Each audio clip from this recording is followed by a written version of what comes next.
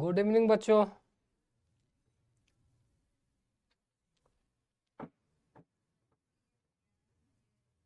हाँ, good afternoon.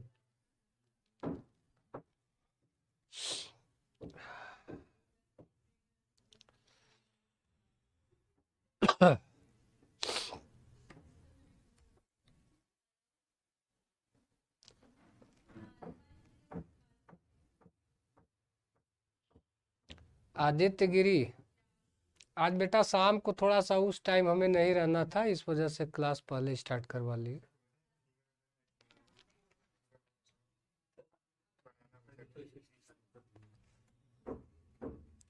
हो जाएगा, छोड़िए, जाने दीजिए, वो रहने दीजिए, वो मैनेज हो जाएगा।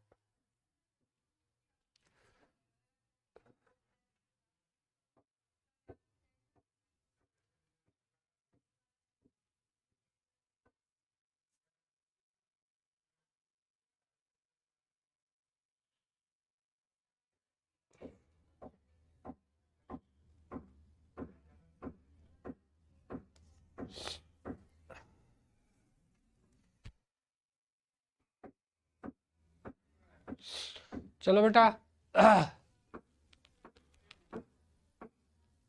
अरे ठीक है बेटा, क्लास हो गई तो पढ़ लो।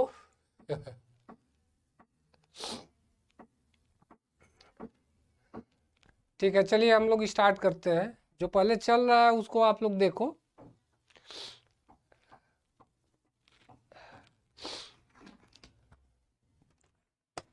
एक मिनट बेटा, पेन पता नहीं कहाँ रखा गया है, देख रहे हैं। पेन कहाँ है? देखिए, पेन ही नहीं है। हैं? अच्छा,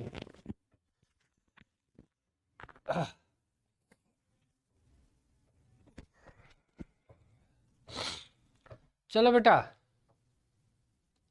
विशाल गौतम, बेटा शाम को हमें नहीं रहना था, इस वजह से क्लास हम थोड़ा सा चेंज करवा दिए आज। ठीक है बेटा, चलो देखते हैं। आज हम लोग देखने वाले हैं घनी इकाई सेल में निकटतम समीपस्थ दूरी d और परमाणु की त्रिज्या r और इकाई सेल के किनारों की लंबाई a में संबंध। ठीक है, क्योंकि इस रिलेशन का यूज बेटा आगे भी आप लोगों को, जब आप पैकिंग इफिशियंसी यानी जो संकुलन क्षमता वगैरह पढ़ोगे तो उसमें इसकी ज़रूरत पड़ने वाली है। और न्यूमेरिकल्स वगैरह भी जो कुछ उस पर क्वेश्चंस वगैरह, वैसे न्यूमेरिकल पे तो कम ही क्वेश्चन आएंगे, बाई चांस अगर पूछ भी दिए तो इस पे ज़रूरत पड़ने वाली है बेटा। ठीक है, तो देखते हैं। यहाँ पे कह रहा है कि घनी इकाई सेल में समीपस्थ दूरी और किनारों की लंबाई के बीच में संबंध हमें बताना है।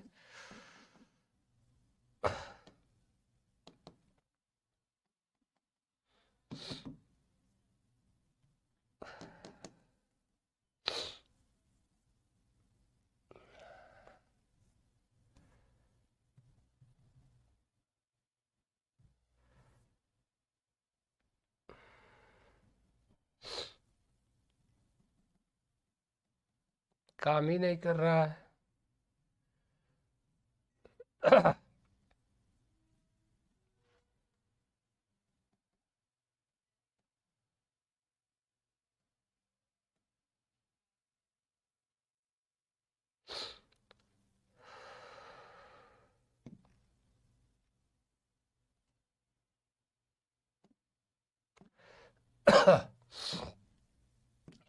चलो बेटा,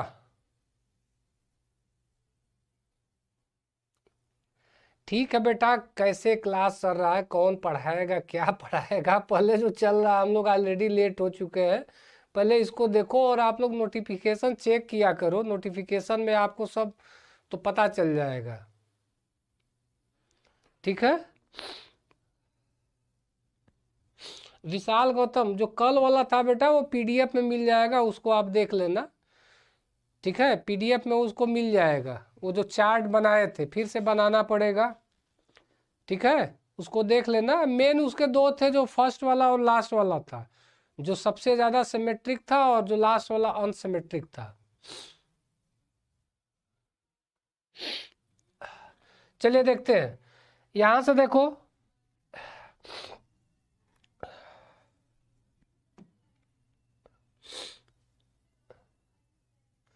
जैसे हमारे पास सबसे पहले जो कल हम लोग पढ़ रहे थे, एक पढ़ रहे थे घनीय एकक कोष्ठिका, और घनीय एकक कोष्ठिका में 3 चीज पढ़ा गया था। एक था सरल घनीय एकक कोष्ठिका।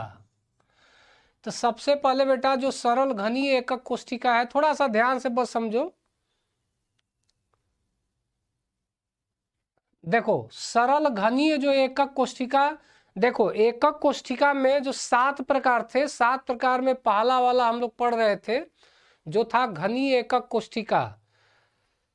ठीक है बेटा, क्वेश्चन इसके बाद हम लोग क्वेश्चन ही कराएंगे, यहाँ तक पढ़ा लेंगे तो कुछ न्यूमेरिकल वगैरह इस पे आपको कराया जाएगा। हाँ ठीक है, पीडीएफ वगैरह दिया जाएगा। हाँ हाँ बेटा, जुकाम तो हुआ ही है। चलो देखते हैं बेटा, सरल घनीय एकक कोष्ठिका, एक होगा आपका काय केंद्रित एकक कोष्ठिका और एक होगा फलक केंद्रित एकक कोष्ठिका। तो तीनों के बीच जो किनारों की लंबाई है और उनके बीच जो रेडियस है, उनके बीच हम लोग रिलेशन पता करने वाले हैं। तो देखो पहले हम पता करेंगे पहले नंबर पे सरल घनीय एकक कोष्ठिका। देखो जब हम अगर सरल घनीय एकक कोष्ठिका बनाएंगे तो वो कुछ इस टाइप से, जैसे एक क्यूब अगर बना लिए, तो देखो एक क्यूब में सरल घनी में क्या होता है, सिर्फ 8 कार्नर, और 8 कार्नर पे क्या प्रेजेंट होते हैं, इसके अवयवी कण, परमाणु, अणु या आयन जो है इसके 8 कार्नर पे प्रेजेंट होते हैं। 8 कोनों पे कुछ इस टाइप से होते हैं। अब क्वेश्चन बनता है कि देखो इसमें से इसको आप बाहर कर लो। देखो एक ये गोला, एक ये गोला, यहाँ पे एक ले लिए, एक इसको ले लिए, तो देखो ये दोनों एक दूसरे को क्या करेंगे, स्पर्श करेंगे। ये गोला कुछ इस टाइप से और ये गोला, ये सभी एक दूसरे को क्या करते हैं, स्पर्श करेंगे। कल आप लोगों ने देखा ना, जो चारों कार्नर पे फ्रंट वाले थे एक दूसरे को क्या कर रहे थे, टच कर रहे थे। तो अब यहाँ से हमें पता क्या करना है बेटा, इनके बीच जो रेडियस है, त्रिज्या, तो हम थोड़ा सा इसको समझाने के लिए इस गोले को क्या कर लेते हैं, इसको और इसको दोनों को लेते हैं। पहले आप समझो, मान लो हमारे पास एक गोला ये है और इसका ये सेंटर हो गया, ठीक है, ये दूसरा गोला है, तो ये दोनों थोड़ा सा बड़ा बना लेते हैं। देखो एक गोला हमारा ये रहा और इसका ये केंद्र रहा, दूसरा गोला ये है, और ये दोनों गोले एक दूसरे को क्या करेंगे बेटा, टच करेंगे। देखो ये बड़ा छोटा हो गया है, बड़ा छोटा नहीं होगा, दोनों सेम होगा, ये भी इतना ही बड़ा होगा। अब आप बताओ इनके बीच का जो ये दूरी है, डिस्टेंस है, इसी को तो लेंथ बोला जाता है, यानी इसी को हम क्या कह लेंगे, ए बोल देंगे। इसको क्या बोला जाएगा बेटा, ए, यानी यहाँ से यहाँ तक की दूरी, किनारों की लंबाई। आप जानते हो ना कि ये एक्स एक्सिस, ये वाई एक्सिस और ये जेड एक्सिस, ये भी ए है, ये भी ए, सभी क्या होंगे, ए ही होंगे। सरल घनी के लिए लंबाई, चौड़ाई और ऊंचाई तीनों बराबर होती है बेटा। तो देखो ये दूरी ए हो गई। अब बता ये त्रिज्या है, तो सेंटर है, तो यहाँ से यहाँ तक की दूरी आर हो गई, यहाँ से यहाँ तक की दूरी आर हो गई। तो बताओ ये यहाँ से यहाँ तक की दूरी कितनी हो गई, 2r हो गई। देखो तो ये 2r किसके बराबर हो रहा है, a के बराबर हो रहा है। तो हम यहाँ से लिख सकते हैं a is equal to 2r, a is equal to 2r। a क्या है बेटा, तो किनारों की लंबाई, यानी यहाँ से यहाँ तक की दूरी। r क्या है, गोलों की त्रिज्या। तो यही इसके बीच एक संबंध आ गया आपका, a is equal to 2r, या ये लिख सकते हो बेटा r is equal to a बटा 2। तो जब आपसे सरल घनी एकक कोष्ठिका के लिए उसके बीच का दूरी यानी किनारों की लंबाई और त्रिज्या में कोई भी रिलेशन पूछे तो यही फार्मूला आपको याद रखना होगा। वो क्या है, a is equal to 2r का। इसको सब लोग याद कर लेंगे। अब यहाँ पे देखो जैसे यही चीज़ दिया गया है थोड़ा सा पीडीएफ में, यही कि सरल घनी इकाई सेल, सरल घनी इकाई सेल में कोनों पर स्थित परमाणु किनारों पर एक दूसरे को स्पर्श करते हैं। जैसे यही कहने का मतलब है, एक ये गोला हो गया, एक ये गोला हो गया, दोनों किनारे पे है तो एक दूसरे को क्या करेंगे, स्पर्श करेंगे। इनके बीच की टोटल दूरी क्या हो जाएगी, a हो जाएगी। और ये त्रिज्या r, ये त्रिज्या r, तो ये दोनों मिलके हो जाएंगे 2r। तो 2r a के बराबर, तो a is equal to 2r। यही इसका क्या है, रिलेशन है। सब लोग याद कर लेना। क्लियर हो गया बेटा? जल्दी से कमेंट करके बताओ क्या है, क्लियर है? सरल घनीय एकक कोष्ठिका के किनारों की लंबाई और उनके त्रिज्या के बीच में क्या संबंध होगा बेटा, a is equal to 2r का संबंध होगा। देखो यहां से निकाल दिया गया। ठीक है, जल्दी से कमेंट करके बताओ, कमेंट करके फास्ट जल्दी से बताओ क्या ये क्लियर है। जल्दी से इन्फॉर्म करो, आगे बढ़ते हैं। देखो यहां से निकाला गया है निकटतम दूरी r is equal to a over 2। तो ये कहां से आया, a is equal to 2r। ठीक है, चलो बेटा आगे देखो। दूसरा है बेटा काय केंद्रित घनी इकाई सेल। पहले हम लोग बेटा काय केंद्रित से पहले हम लोग फलक केंद्रित समझ लेते हैं। ठीक है, हाँ फलक केंद्रित पहले समझ लेते हैं, इसके बाद काय केंद्रित समझेंगे। ठीक है, चलो अभी पीडीएफ को हम लोग हटा के साइड करके थोड़ा सा फ्रेश पेज पे समझ लेते हैं। चलो ये फलक केंद्रित है, इसको हम अलग से समझा दे रहे हैं। कल वाला चार्ट पीडीएफ में मिल जाएगा बेटा। देखो फलक केंद्रित, फलक केंद्रित अगर सरल घनीय है बेटा तो उसमें a बराबर 2r आया। हाँ निशा, संकुलन क्षमता इसी पे पता होगा बेटा, इसकी जरूरत पड़ेगी संकुलन क्षमता में। चलो फलक केंद्रित में देखो क्या होगा बेटा, फलक में क्या होगा कि जब हम यहां से क्यूब बनाएंगे, चलो यहां से जो हमने क्यूब बनाया, देखो ये जो क्यूब बना रहे हैं,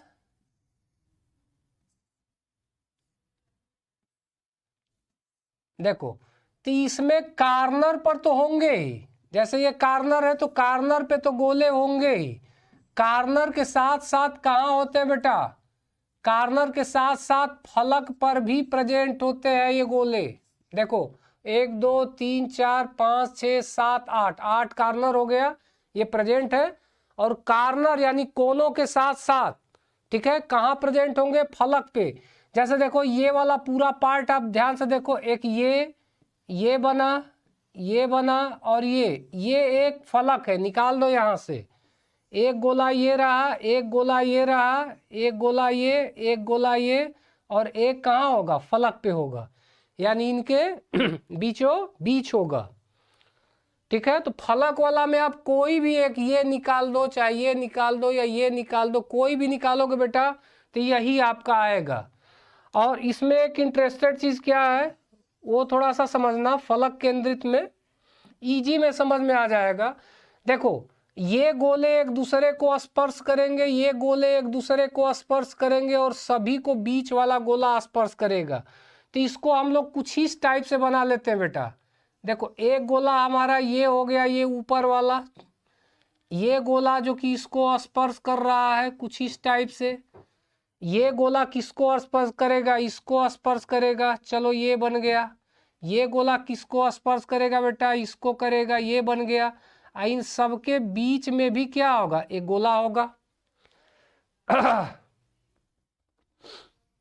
ठीक है, अब देखो यहां पे करना क्या है, अब ध्यान से समझो, इसको आप मिला दो, इसको आप मिला दो, और इसको आप मिला दो। ठीक है, देखो यहीं से एक काम आप कर सकते हो, अगर यहाँ पे आप बीच में एक गोला रख दिए तो यहाँ से थोड़ा सा समझ में नहीं आएगा, इसी चीज को हम यहाँ निकाल के समझा रहे हैं। बस ये चारों एक दूसरे को स्पर्श कर रहे हैं, बीच में ही गोला रखा गया है। अब आप बताओ देखो ये त्रिज्या, ये सेंटर, तो यहां से यहां तक की टोटल दूरी क्या है बेटा, a है। ठीक है, अब बताओ यहां से यहां तक की दूरी भी क्या होगी बेटा, ये भी ए ही होगी। समझ में आ रहा है ना सबको? अरे भाई जब आई एक्सिस बनाओगे तो ये एक्स एक्सिस है, ये भी ए होगा, वाई एक्सिस है तो ये भी क्या होगा, ए ही होगा। ठीक है, तो अब बच क्या रहा है, ध्यान दो इसको। अगर इसको हम ए मान लेते हैं, इसको बी मान लेते हैं और इसको सी मान लेते हैं, ए बी सी, तो अब बताओ ध्यान से देखो, ए बी हमारा कितना है बेटा, देखो A B is equal to A, बताओ बी सी कितना है, B C is equal to A भी क्या होगा, ए ही होगा। क्योंकि हाँ बेटा, सत्य प्रभात, प्रभात सही है बेटा। अच्छा देखो, लंबाई चौड़ाई ऊंचाई तीनों बराबर होती है, तो लंबाई ए है तो चौड़ाई भी ए होगी, ऊंचाई भी ए होगी। तो यहां सिर्फ लंबाई और चौड़ाई की बात होगी, A B A B C ए।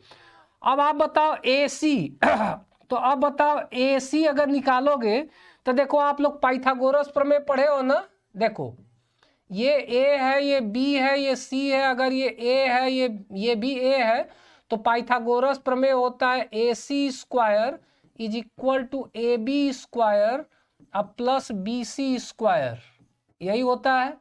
तो बताओ A C is equal to क्या हो जाएगा बेटा, under root A B square, तो ए बी कितना है ए, तो ए का स्क्वायर, बी सी स्क्वायर ये भी ए का स्क्वायर होगा, ए स्क्वायर टू ए स्क्वायर, तो टू ए स्क्वायर देखो under root to A square है, तो देखो ए स्क्वायर से ए बाहर आ जाएगा बेटा, क्या बचेगा ए under root to.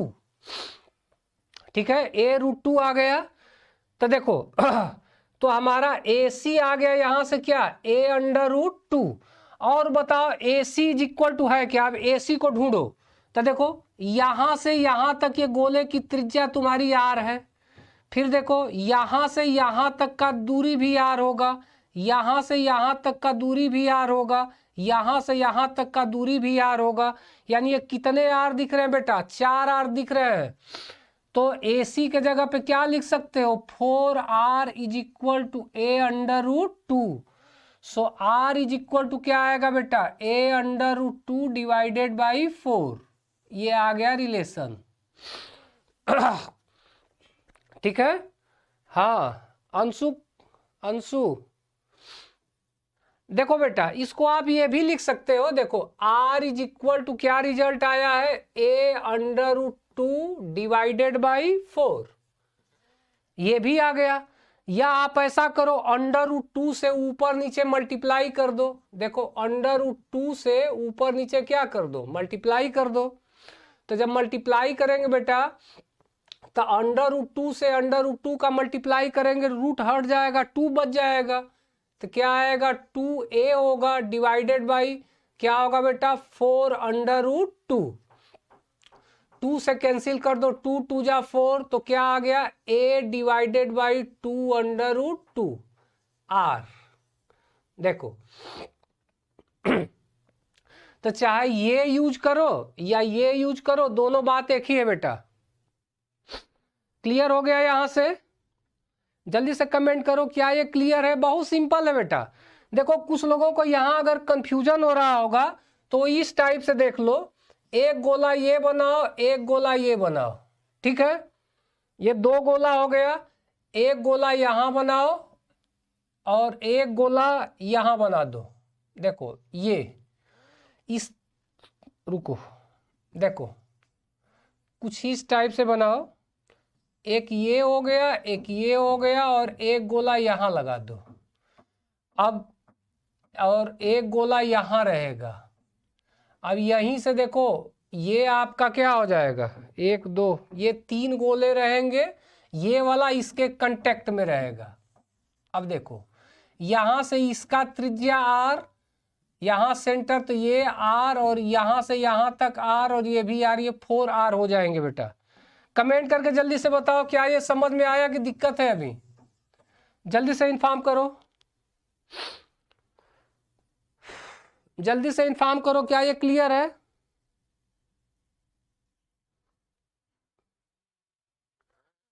Amita Yadav 4 कैसे आ गया? अरे बेटा देखो इसमें कितने गोले हैं, देखो एक ये गोला है, आई देखो एक ये गोला, एक है बीच वाला गोला है, एक और कौन सा गोला है, ये ऊपर वाला गोला होगा, हाई जो गोला एक कांटेक्ट में टच कर रहा है।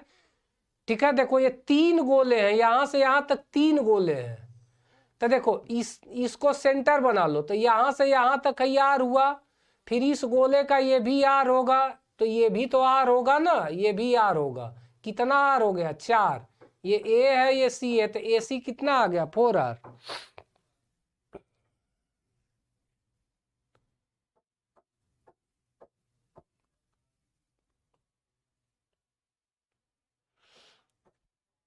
ठीक है बेटा, ये 3 डायमेंशनल है, तो 3 डायमेंशनल चीजों को आप इस तरह बोर्ड पे तो नहीं दिखा पाएंगे।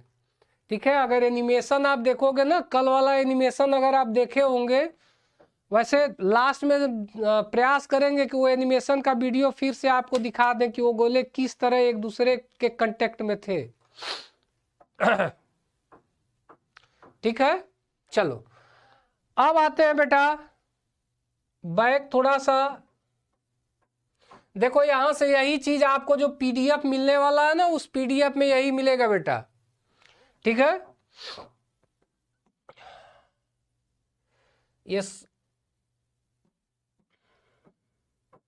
ये फलक केंद्रित का है, यही काय केंद्रित वाला समझ लेते हैं बेटा।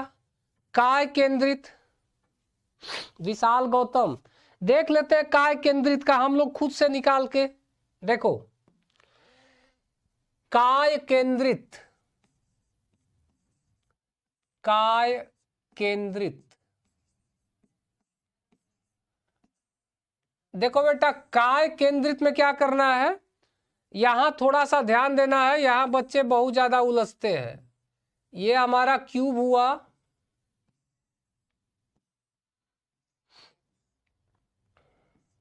देखो ये बना। फलक केंद्रित में देखो ये गोला, ये गोला, ये गोला और ये 4 गोले एक दूसरे के कांटेक्ट में थे, और ये 2 डायमेंशनल फेस था क्योंकि हमने सिर्फ एक फलक लिया था। 2 डायमेंशनल में बेटा सिर्फ लंबाई और चौड़ाई भी होती है। ठीक है, लेकिन जब सेंटर्ड आप लोगे, यानी जैसे ही यहां सेंटर पे एक गोला लोगे, देखो जैसे ही एक सेंटर पे गोला रख दोगे, सेंटर लोगे, तो अब यहां से देखो इसमें आपका कुछ इस तरह से बन जाएगा। अब यहां वाला पोर्शन भी इसमें क्या होगा, शामिल होगा, यानी यहां ध्यान से देखना, सुन लो इस चीज को। फलक वाले में क्या था, सिर्फ आपकी लंबाई और चौड़ाई हुआ करती थी, 2 डायमेंशनल। इस वजह से हम AC square is equal to A square plus A square use किए थे। यहां पे क्या होगा, यहां पे देखो बेटा इस गोले का कांटेक्ट इससे भी होगा। ठीक है, ये एक दूसरे के, अब ये भी गोला इन्वॉल्व होगा क्योंकि यहां हम सेंटर्ड पढ़ रहे हैं। तो यहां पे देखो कुछ इस टाइप से होगा। अगर हम लोग इसको डायरेक्ट समझे तो देखो पहले तो हम यहां से कुछ इस टाइप से बना सकते हैं। यहां पे एक चीज देखो शॉर्टकट तरीके से समझा दे रहे हैं। जब आप यूज करोगे पाइथागोरस प्रमेय, AC square is equal to, ध्यान से समझना बेटा, AC स्क्वायर यूज किए थे ना, वो 2 डायमेंशनल था, तो A square plus B square use किए थे। यहां 3 डायमेंशनल है, तो यूज कर दो under root A square plus B square plus C square, A square plus B square plus C square use करो। ठीक है, अच्छा आपको पता है कि जो घनी एकक कोष्ठिका है उसमें लंबाई, चौड़ाई और ऊंचाई, हाँ बेटा प्रिंस फार्मूला ही समझा रहे, इसी से शॉर्टकट में डायरेक्ट इसको निकाल दे रहे हैं। लंबाई, चौड़ाई, ऊंचाई तीनों समान होती है, इस वजह से यहां से क्या होगा बेटा, A square plus A square plus A square, यानी ये 3A स्क्वायर, और AC कितना होगा बेटा, तो AC तो रेडियस पता है ना 4R, रेडियस कितना होगा 4R, तो देखो AC square, AC is equal to इतना होगा, देखो AC is equal to root of इतना, तो बताओ AC is equal to 4R, तो ये कितना होगा 3A स्क्वायर, 3A स्क्वायर का मतलब A अंडर रूट 3, तो यहां से बताओ R is equal to A under root 3 divided by 4, बस ये याद कर लो तीनों का, ठीक है। शिवा पांडे बेटा इतना टाइम नहीं है, लगेंगे बहुत, फार्मूला डेराइव करने तो बहुत टाइम लगेगा, ठीक है। तो यहां से आप तीनों का केवल यहां से रिलेशन लिख लो। पहला वाला रिलेशन क्या था बेटा, 4R is equal to A by, नहीं 4R इज इक्वल टू क्या था, A था, ठीक है। बस रिलेशन याद रखो, पहला रिलेशन हमारा है 4R is equal to A या R is equal to A by 4, sorry 4R नहीं होगा बेटा, ये पहले वाले का था 2R is equal to A, so R is equal to A by 2, ये फर्स्ट का है। इसके लिए क्या आया बेटा, R is equal to A root 3 divided by 4, ये BCC के लिए था। FCC के लिए क्या आया था बेटा, शायद A ओवर 2 रूट 2 आ रहा था, R is equal to A by 2 root 2, शायद यही रहा होगा। ये तीनों के लिए ये फार्मूले हैं, एग्जाम में आपको डेराइव करने को नहीं देगा बेटा, और उतना टाइम भी नहीं है कि डेप्थ में एक एक करके किया जाए, बस ये फार्मूला अपना तैयार कर लो।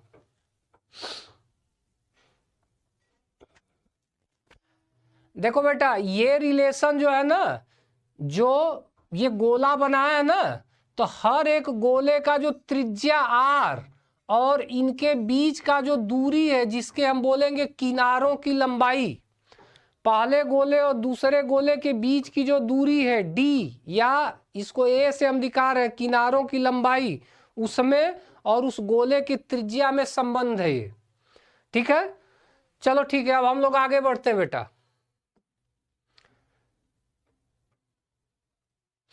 अब यहां से ये सब आपको PDF में मिल जाएगा, उसका टेंशन नहीं करेंगे, देखिए सब निकाला गया है। आगे अब हम लोग देखेंगे संकुलन क्षमता, ठीक है। अब क्या देखेंगे, संकुलन क्षमता यानी पैकिंग इफिशियंसी इसको बोला जाता है। संकुलन क्षमता की प्रतिशत गणना, यानी संकुलन क्षमता की प्रतिशत गणना कैसे हम कैलकुलेट करेंगे संकुलन क्षमता। संकुलन क्षमता देखो बेटा होता क्या है, थोड़ा सा बस मतलब समझ लो। जैसे मान लो आप लोग अगर कोई बैग अपना लिए हो, और अगर उस बैग में सिर्फ 10 बुक रखने का पूरा जगह है, ठीक है, तो अगर जब आप 10 बुक रख दोगे पूरा बैग फुल हो गया, आप कितना भी व्यवस्थित तरीके से उसको फुल करो, उसमें कुछ न कुछ जगह खाली रही जाएगी। क्या कभी ऐसा होगा कि थोड़ा भी जगह खाली न रहे, वो रहेगा ही।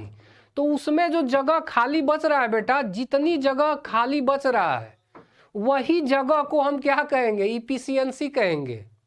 यानी कितना जगह, कोई भी संकुल जब क्रिस्टल बनाते हैं तो अवयवी कण, देखो जैसे मान लो कोई संकुल हम बना रहे हैं, तो इसमें 3 गोलों को बहुत बढ़िया तरीके से अगर हम सजा के भी रखेंगे तो इसमें ये जगह खाली हो गई कि नहीं हो गई।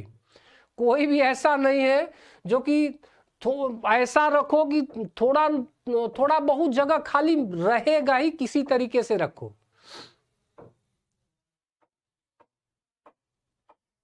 राजकेश क्या क्वेश्चन है बेटा, फिर से क्वेश्चन करो। देखो हमारा कहने का मतलब है पैकिंग इफिशियंसी,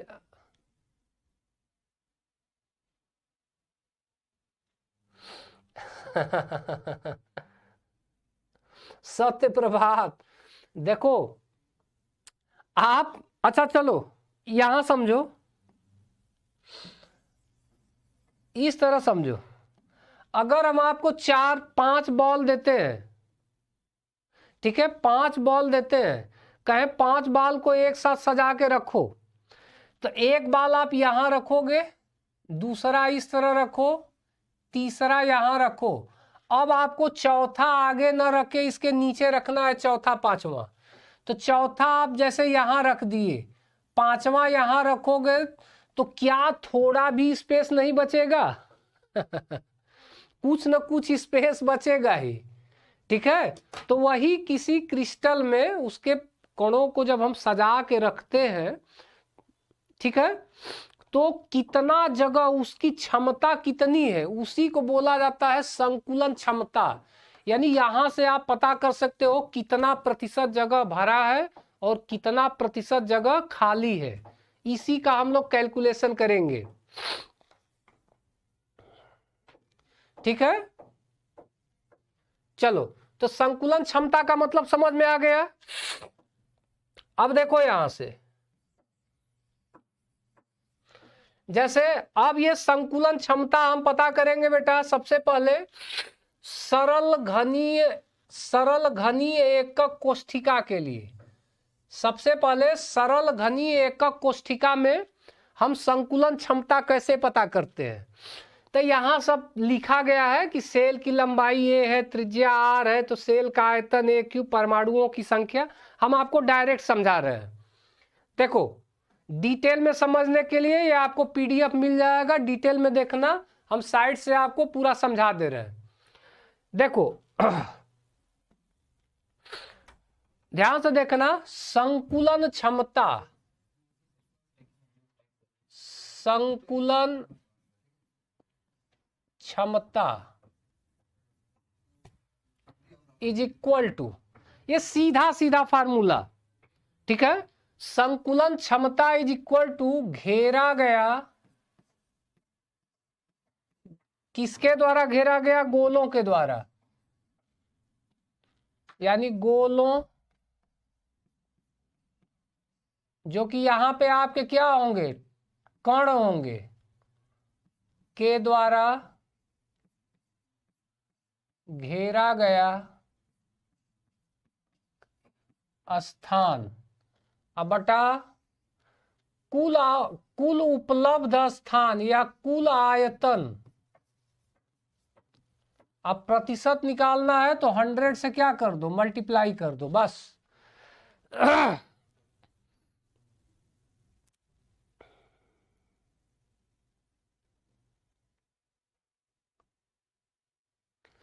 देखो, संकुलन क्षमता के लिए बस यही फार्मूला रखो, बाकी तीनों का आपका ऑलरेडी बहुत जल्दी से आ जाएगा। कहने का मतलब क्या है? जैसे मान लो कि आपके पास कोई एक कंटेनर लिए हो, ये बर्तन लिए हो, ठीक है। इस पूरे बर्तन का आयतन कितना है? जैसे V is equal to 5 litre आयतन है। अब अगर इसमें आप गेंद मिला रहे हो, ठीक है, इसमें आप गेंद कुछ ये मिला रहे हो, ये जैसे 4 गेंद आप मिला दिए। अब कह दिया इसका संकुलन क्षमता क्या है, तो पहले देखोगे कि इस पूरे जिसमें ये गेंद रखे गए हैं उनका पूरा आयतन क्या है, ठीक है। तो देखो कुल आयतन कितना है, और इसके बाद देखेंगे कि जो कितना गोला भरे हुए हैं, जितने उसमें पड़े हैं उनका आयतन कितना है, बस काम खत्म। यही है संकुलन क्षमता। अब हमारे पास है क्या? देखो हमारे पास क्या है? घन है। यहां से देखो एक हमारे पास एक क्यूब है। अब अगर इसका संकुलन क्षमता हमें पता करने को कह दिया, तो बताओ पहले कुल जगह कितना होगा? कुल जगह, तो कुल जगह में तो पूरा हमारा घन आएगा, तो पूरे इस घन का हमें आयतन पता करना होगा। तो घन में बताओ बेटा होता क्या है? लंबाई भी होगा, चौड़ाई भी होगा, ऊंचाई भी होगा। ये 3 डायमेंशनल है, तो लंबाई, चौड़ाई और ऊंचाई तीनों होंगे। और सरल घनी में आपको पता है कि ये तीनों क्या होते हैं? बराबर होते हैं, तो इन्हीं को हम क्या मान लेंगे? ए। तो बताओ कुल घन का आयतन कितना हो जाएगा? ए गुणे ए गुणे ए, ए क्यूब हो गया। तो देखो अगर तो यहां पे आपका क्या आ गया, कुल आयतन कितना आ गया, ए क्यूब। देखो ये चीज समझ में आया सबको। सबसे पहले तो इस पूरे क्यूब की लंबाई ए, चौड़ाई भी ए, ऊंचाई भी ए, तो पूरे का आयतन आ गया ए गुणे ए गुणे ए क्यूब। ए क्यूब हो गया कुल आयतन। अब बताओ इस जो क्यूब आप बनाए हो इसमें कुल कितने गोले हैं, जल्दी से बताओ, कुल कितने कण होंगे।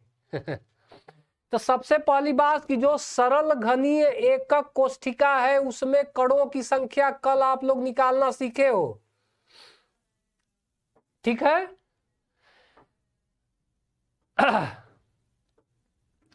ठीक है ना, तो वो निकालना सब लोग सीखे हो। तो सरल घनी में तो सिर्फ एक ही होता है, तो यहां पे लिख लो गोलों के द्वारा घेरा गया आयतन, मतलब कितना गोला इसमें है, एक गोला है।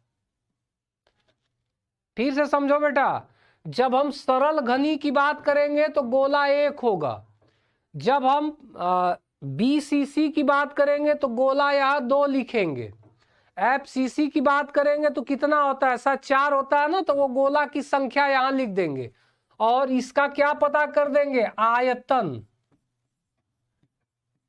आयतन देखो कुल आयतन ए क्यूब है, उसमें आप सरल घनी सिंपल क्यूबिक में एक ही गोला है, तो एक गोले का क्या आयतन निकाल दो, तो आ गया आंसर 1 गुणे आयतन गोले का होता है बेटा 4/3 पाई आर क्यूब। सबको पता है कि गोले का आयतन होता है 4/3 पाई आर क्यूब। तो देखो 4/3 पाई आर क्यूब कितने गोले का आयतन, एक गोले तो एक का, डिवाइडेड बाई हो गया बेटा ए क्यूब। अब एक काम ऐसा करो कि आर और ए में रिलेशन आपको पता है सरल घनी से, अरे हम ये सरल घनी के लिए पता कर रहे हैं ना, तो सरल घनी में बताओ आर और ए में रिलेशन क्या है। आर हमें पता है कि 2r इज इक्वल टू क्या होता है बेटा, ए। सरल घनी एकक कोष्ठिका अभी निकलवाए हैं, तो जब 2r इज इक्वल टू ए है बेटा, तो r इज इक्वल टू क्या लिख सकते हो, a बटा 2 लिख सकते हो। देखो r is equal to a बटा 2, तो यहां ऐसा करो कि जहां r है r के जगह पे a बटा 2 लिख दो, तो 1 गुणे 4/3 इंटू पाई इंटू आर के जगह पे क्या लिखेंगे, a/2 का क्यूब। देखो r के जगह a/2, क्यूब है तो क्यूब, तो देखो a क्यूब से a क्यूब कैंसिल हो गया, ये कैंसिल हो गया। अब इसको जनरली सॉल्व कर लो, तो ये 4/3 इंटू पाई का मान 3.14 गुणे क्या आ जाएगा बेटा, 1/2 दूना 4 दूना 8, ये ठीक है। तो 4/3 इंटू 3.14 इंटू 1/8। अब इसको सॉल्व कर लो, ठीक है, मल्टीप्लाई वगैरह करो, तो इसका आंसर आपका आ जाएगा। तो शायद हमें लग रहा है इसमें इसका कितना पैकिंग इफिशियंसी होता है, देखो यही आएगा बेटा आंसर, ठीक है। यहां एक एक निकाल के बताया है, वहां हम राजकेश 8 गोले नहीं होते हैं बेटा, कल निकालना सिखवाया है ना परमाणुओं की संख्या, ठीक है। तो सरल घनी में 8 नहीं होते हैं, 8 जो कार्नर पे होते हैं 1/8 का योगदान करते हैं, तो एक ही होता है। हाँ बेटा गोल्डी ए का मान भी रख सकते हैं, कहने का मतलब है कि दोनों को क्या करना है, कैंसिल आउट करना है। देखो या तो आर यहां पे ये भी आप रख सकते हो ना, 2r इज इक्वल टू ए, तो ए के जगह पे 2r रखो तो 2r का क्यूब, तो r क्यूब कैंसिल हो जाएगा, बात एक ही होगी, ठीक है। तो ये जब आप सॉल्व करोगे तो देखो आंसर कितना आएगा, यही आएगा 52.33%। शायद यहां हम 100 से मल्टीप्लाई करना भूल गए हैं, तो यहां 100 से क्या करो, मल्टीप्लाई कर दो बेटा, तो आंसर कितना आ जाएगा, यही आंसर होगा 52.33%। चलो दूसरा देखते हैं। देखो सरल घनी हो गया। अब बताओ अगर हमारा काय केंद्रित रहा तब, काय केंद्रित, तो सब लोग पता कर लेंगे काय केंद्रित के लिए, यहां कुछ स्पेशल नहीं है। काय केंद्रित में संकुलन क्षमता डायरेक्ट निकालो, संकुलन क्षमता। सब लोग थोड़ा सा इन्फॉर्म करें तो निकाल के, काय केंद्रित में कितना होगा? संकुलन क्षमता इज इक्वल टू 8 फलक। आदित्य गिरी, अरे 8 फलक कहाँ होते हैं जी? 6 फलक होते हैं। ठीक है, देखो अब अगर काय केंद्रित का निकालोगे तो काय केंद्रित में पहली बात तो घन का आयतन तो आपका 1 क्यूब ही रहने वाला है, लेकिन गोला कितना हो जाएगा काय में? जल्दी से बताओ, गोले कितने होते हैं? 2 होते हैं। तो क्या लिखेंगे? 2 गुणे गोले का आयतन 4/3 पाई आर क्यूब। फिर यहां आर और ए में रिलेशन निकाल लो। पीछे आप लोग पढ़े हो कि काय केंद्रित के लिए ए और आर में क्या रिलेशन होता है, निकलवाए है ना? तो बस यहां वैल्यू रखोगे, कैंसिल आउट हो जाएगा। ठीक है, हाँ। तो इसका आंसर देखो बेटा कितना आ जाएगा। ये काय केंद्रित के लिए है, देखो इसका आंसर आएगा आपका, ये देखो 68% आएगा बेटा। देखो यही किया ना, 2 गुणे 4/3 pi R cube 64 3√3 are cube, जो ए का वैल्यू रख दिया है बेटा। तो यहां पे मल्टीप्लाई भी इसको करना चाहिए। ठीक है, यहां पे मल्टीप्लाई कर दिया तो कितना रिजल्ट आ गया? 68%। तो देखो यहां 100 से मल्टीप्लाई करो, रिजल्ट आएगा 68%। ठीक है बेटा, तो ये याद रखना होगा आप लोगों को। चलो आगे देखते हैं। काय केंद्रित हो गया, अब थोड़ा सा अपने से ही निकाल दो फलक केंद्रित का। फलक केंद्रित में क्या कर देंगे बेटा? एफसीसी में क्या कर देंगे? सोचो, अगर यही हम बात कर ले फलक केंद्रित का, फलक केंद्रित, देखो फलक केंद्रित में बेटा संकुलन क्षमता, संकुलन क्षमता इज इक्वल टू, बताओ बताओ यहां कितने से मल्टीप्लाई करें बेटा? फलक केंद्रित में कितने गोले होते हैं? 32% कहां से आ रहा है बेटा? अच्छा वो रिक्तिका, ठीक है। तो देखो रिक्तिका निकालने का तरीका ये है ना बेटा कि उतना जगह है उसके पास, खाली कितना है तो उसमें से जो शेष बचेगा वो खाली हो जाएगा, 100 से हटा दो। ठीक है, देखो संकुलन क्षमता, तो 4 हमारे पास गोले हो जाएंगे, volume 4/3 pi R cube divided by क्या आ जाएगा? A cube multiply by 100। अब यहां एफसीसी के लिए आर और ए में रिलेशन रख दो तो आपका रिजल्ट आएगा, देखो शायद 74.04, इसका आएगा 74.04%, ये आएगा। हाँ बेटा, विशाल 72 आ रहा है बेटा, 74 यहां पे रिजल्ट में है। थोड़ा सा कैलकुलेशन चेक कर लो, कैलकुलेशन चेक कर लो। अरे किसी का 78 आ रहा है, 74 78, ठीक है, ये तो तुम लोगों के ऊपर है जी, कैलकुलेशन तुम्हें करना है। अब यहाँ पाई का वैल्यू जानते ही हो, आर और ए में रिलेशन जानते हुए बस मल्टीप्लाई करो, मल्टीप्लाई करके देखो क्या आ रहा है, जो आएगा वही होगा। प्रीति कुमारी बीसीसी का, अरे बेटा बीसीसी में यहाँ क्या रख देंगे? 2 रख देंगे, और बीसीसी के लिए आर और ए में रिलेशन जो आया है वो रिलेशन रख दो तो ये कैंसिल हो जाएगा। कब से क्लास चल रहा है बेटा? क्लास 3 बजे से चल रहा है। ठीक है, चलो तो यहां से हमारा ये भी टॉपिक खत्म हो गया।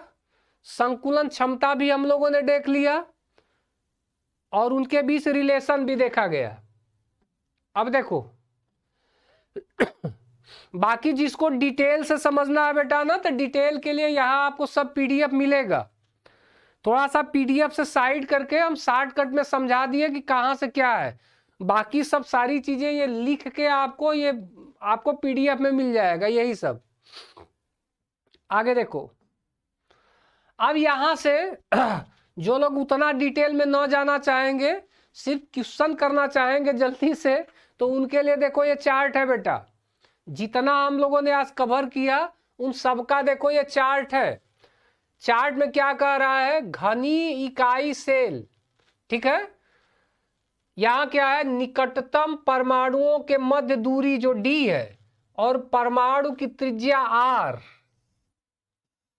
प्रति इकाई सेल में परमाणुओं की संख्या, भरे हुए आयतन, संकुल क्षमता का प्रतिशत। आज हम लोगों ने इतना ही टॉपिक क्लियर किया था।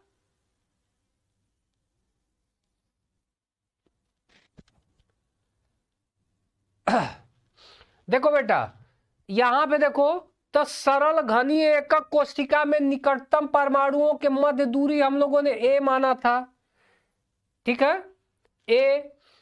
और त्रिज्या क्या माना था, त्रिज्या r है, तो रिजल्ट क्या आया था बेटा, त्रिज्या क्या आया था, r is equal to a/2 निकाला गया था। यहां पे क्या आया, प्रति इकाई सेल परमाणुओं की संख्या सबको पता है 1 होता है। संकुलन क्षमता 52.33%, तीनों हम लोगों ने निकाला। इसके बाद देखो काय केंद्रित में क्या है, इनके बीच की दूरी √3/2a है, पर त्रिज्या √3/4a, ये क्या है, निकटतम परमाणुओं के मध्य दूरी। काय केंद्रित में कितना दूरी होगा बेटा,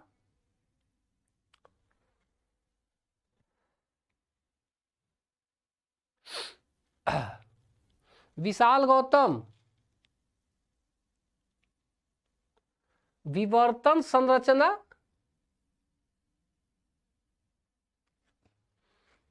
चलो देखो ये चार्ट है आपके पास, चार्ट से भी आप ये परसेंटेज वगैरह देख सकते हैं। यहां पे सब लिखा गया है, केंद्रित, फलक केंद्रित, थोड़ा सा ये आगे पीछे हो गया है।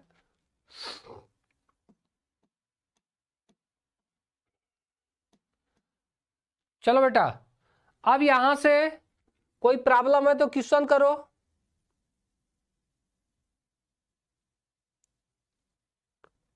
प्रिंस कुमार, √2/4 किसका आ रहा है,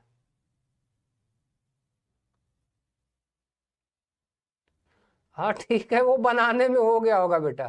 ठीक है, चीजें समझ में आई है ना। अच्छा प्रिंस कुमार, बीसीसी का रंग है,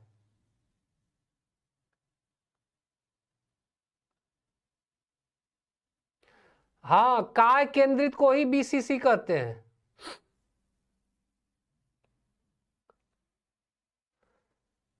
प्रिंस कुमार कहाँ है बेटा,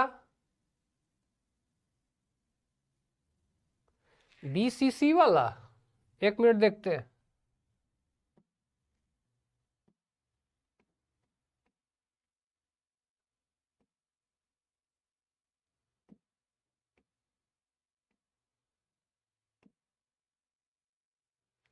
कहाँ पे, यहाँ पे प्रॉब्लम है, यहाँ,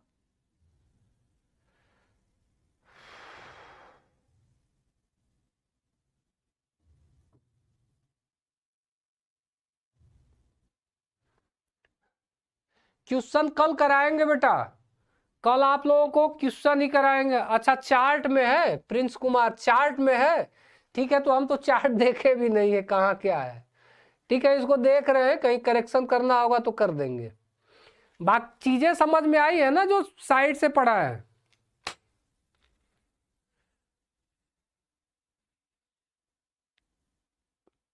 ठीक है, प्रिंस कुमार कमेंट करके बताओ, जो साइड से समझाए वो आया है ना, कमेंट करो। Prince Kumar comment fast. Goldy, question बेटा कल आपको समझ में आएगा, कल क्लास कीजिएगा तो क्वेश्चन ही कराएंगे। अरे मल्टीप्लाई करो बेटा, मल्टीप्लाई खुद से करो। Prince comment fast.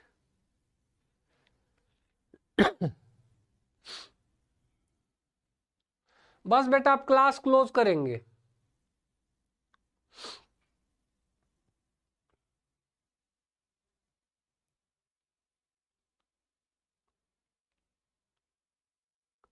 हाँ बेटा, जो काय केंद्रित होता है ना उसी को बीसीसी कहा जाता है।